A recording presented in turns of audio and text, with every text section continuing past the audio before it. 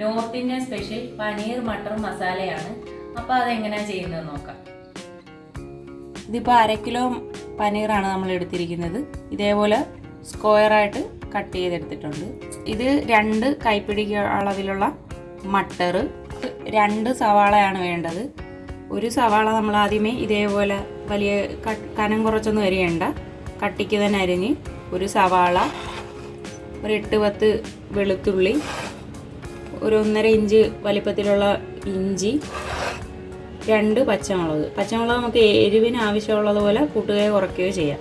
ഒരു സവാള ഇതേപോലെ പൊടിയായിട്ട് അരിഞ്ഞത്, 2 തക്കാളി, 7-8 കാഷ്നട്ട്, കസ്തൂരി മെത്തി. നമുക്ക് ആദ്യമേ പനീർ ഫ്രൈ ചെയ്തെടുക്കണം. അപ്പം അതിനായിട്ട് ഒരു പാനിലോട്ട് ബട്ടർ ഇട്ട് കൊടുക്കാം. അപ്പോൾ ബട്ടർ ഇട്ട് കൊടുത്ത് ബട്ടർ ഒന്ന് ചൂടായി വരുന്ന സമയത്ത് നമുക്ക് പനീർ ഓരോന്ന് ഇട്ട് കൊടുക്കാം. ഇപ്പോൾ നമ്മൾ പനീറെല്ലാം ഇട്ട് കൊടുത്തിട്ടുണ്ട്. ഇത് ഒരുപാട് നേരം ഇട്ട് കുക്ക് ചെയ്യേണ്ട ആവശ്യമൊന്നുമില്ല.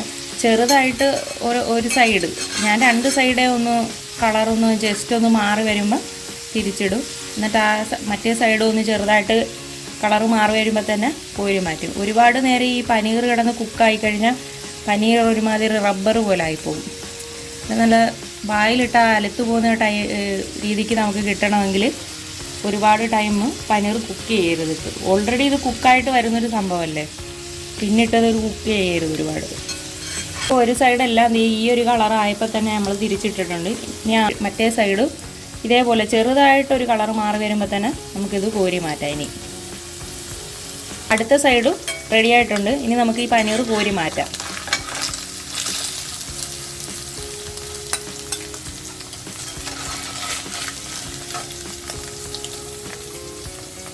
നമ്മൾ പനീർ അങ്ങനെ ഫ്രൈ ചെയ്ത് മാറ്റി വെച്ച് അത് ഈ സെയിം പാനിൽ തന്നെ നമുക്ക് റിഫൈൻഡ് ഓയിൽ ഏതാണെന്ന് വെച്ചാൽ ഒഴിച്ചു കൊടുക്കാം.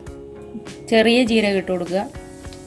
ജീരകം പൊട്ടി വരുമ്പോൾ നമുക്ക് അതിനകത്തോട്ട് ഇഞ്ചി, വെളുത്തുള്ളി,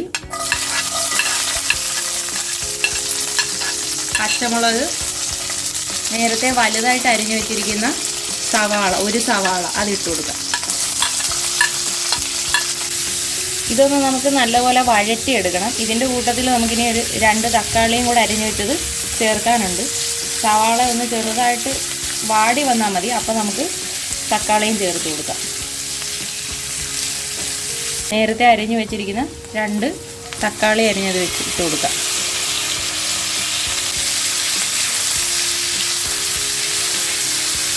ഒരു ടീസ്പൂൺ ഉപ്പിട്ട് കൊടുക്കാം.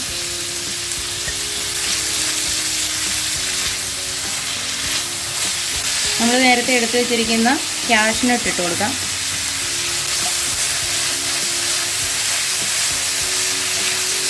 നമ്മൾ ഇട്ട സവാളയും തക്കാളിയും എല്ലാം നല്ലപോലെ വഴണ്ടിട്ടുണ്ട്.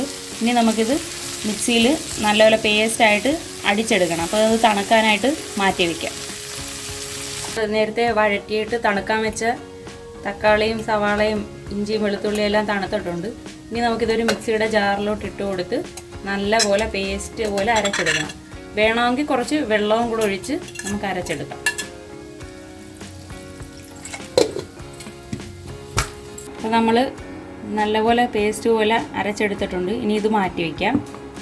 നമ്മൾ അടുത്തൊരു പാൻ വെച്ച് അതിനകത്ത് ബട്ടർ ഇട്ട് കൊടുത്ത് ബട്ടർ നല്ലപോലെ മെൽറ്റായി വരുമ്പം നമ്മൾ നേരത്തെ പൊടിയായിട്ട് അരിഞ്ഞു വെച്ചിരിക്കുന്ന സവാള ഇട്ട് കൊടുക്കാം. സവാള ഇട്ട് കൊടുത്ത് നമ്മൾ നല്ലപോലെ വഴറ്റി ഇനി ഒരു ചെറിയൊരു ബ്രൗൺ കളറാവണം. ഈ സവാള ഒരു ബ്രൗൺ കളറാവുന്നത് വരെ നമുക്കൊന്ന് മൂപ്പിച്ചെടുക്കണം. ബ്രൗൺ കളറായിട്ടുണ്ട്. ഇതിനകത്തോട്ട് നമുക്കിനി മസാലപ്പൊടികൾ ചേർത്ത് കൊടുക്കാം. 1/4 ടീസ്പൂൺ മഞ്ഞൾപ്പൊടി, 2 ടീസ്പൂൺ മല്ലിപ്പൊടി, 1 ടീസ്പൂൺ മുളക് പൊടി, 1/2 ടീസ്പൂൺ ഗരം മസാല. ഒന്ന് പച്ചമണം മാറ്റിയെടുക്കണം വഴറ്റി. ഇപ്പം നമ്മുടെ മസാല എല്ലാം നല്ലപോലെ മൂത്തിട്ടുണ്ട്. ഇനി നമുക്ക് ഇതിനകത്തോട്ട് നേരത്തെ അരച്ച് വെച്ചിരിക്കുന്നത് ഒഴിച്ചു കൊടുക്കാം.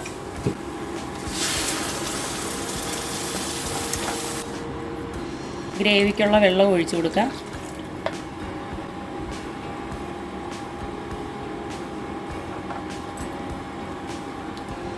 ഇപ്പം നമ്മൾ കറിയുടെ ഉപ്പ് നോക്കിയിട്ട് ആവശ്യത്തിനുള്ളത് ഇട്ട് കൊടുക്കണം. അപ്പോൾ ഇതിനകത്ത് കുറച്ച് ഇട്ട് കൊടുക്കുക. ഇപ്പോൾ ഗ്രേവി തിളച്ച് വരുന്നുണ്ട്. അപ്പോൾ നമുക്ക് നേരത്തെ കഴുകി വെച്ചിരിക്കുന്ന മട്ടർ ഇട്ട് കൊടുക്കുക. ഇത് ഫ്രോസൺ മട്ടറാണ്.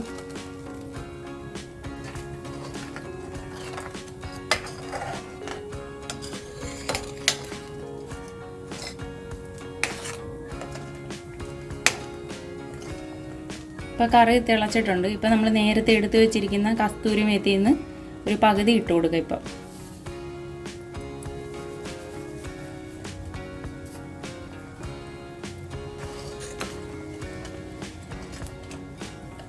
നമുക്കിനി ഫ്ലെയിം കുറച്ച് വെച്ച് മൂടി അതൊന്ന് വറ്റിച്ചെടുക്കണം.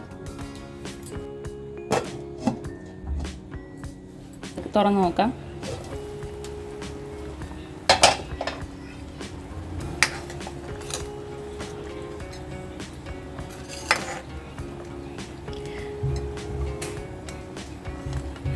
അപ്പോൾ ഗ്രേവിയൊക്കെ നല്ലപോലെ കുറുകിയിട്ടുണ്ട്. ഇനി നമുക്ക് ഇതിനകത്തോട്ട് നേരത്തെ നമ്മൾ ഫ്രൈ ചെയ്ത് വെച്ചിരിക്കുന്ന പനീറെല്ലാം ഇട്ട് കൊടുക്കാം.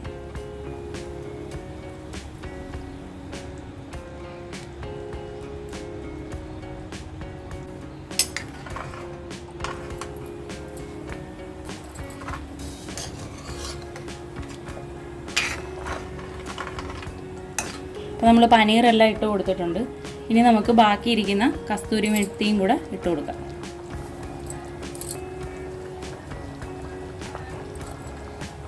നമ്മൾ കസ്തൂരി മെത്തിയും എല്ലാം ഇട്ട് കൊടുത്തിട്ടുണ്ട്. അപ്പോൾ ഇനി നമ്മളിത് കൂടുതൽ കുക്ക് ചെയ്യേണ്ട. ഫ്ലെയിം ഓഫ് ചെയ്യുക. 5-10 മിനിറ്റ് അടച്ച് വെച്ചിട്ട് വിളമ്പാം. അപ്പോൾ നമ്മുടെ മട്ടർ പനീർ റെഡി ആയിട്ടുണ്ട്. അടിപൊളി ടേസ്റ്റാണ്. എല്ലാവർക്കും ഇഷ്ടപ്പെടും. കുട്ടികൾക്ക് പ്രത്യേകിച്ച് ഭയങ്കരമായിട്ട് ഇഷ്ടപ്പെടും. അപ്പോൾ എല്ലാവരും ട്രൈ ചെയ്ത് നോക്കുക. Thank you.